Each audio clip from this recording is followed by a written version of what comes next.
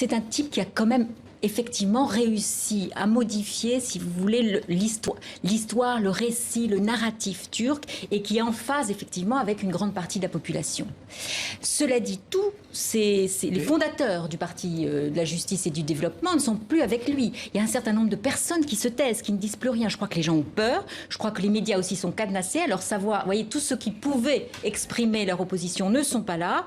Et je pense qu'il y a une vraie peur au sein du pays de parler. D'ailleurs, enfin, je ne pense pas, j'en suis sûre. C'est-à-dire qu'au téléphone, par exemple, je ne fais presque plus d'interviews au téléphone.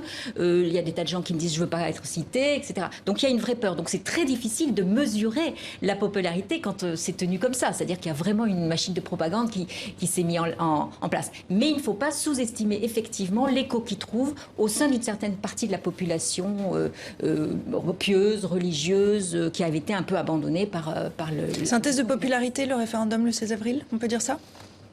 Oui, enfin ça se fera très peu, donc c'est vraiment, oui, un test de popularité, je dirais que c'est surtout un test de la volonté d'une majorité des Turcs de passer à un autre régime et de rompre avec le régime kémaliste, dont pourtant on peut dire que Recep Tayyip Erdogan garde, j'allais dire, le pire, c'est-à-dire l'autoritarisme, le centralisme, toute une série de choses qui n'étaient pas particulièrement brillantes dans le régime kémaliste.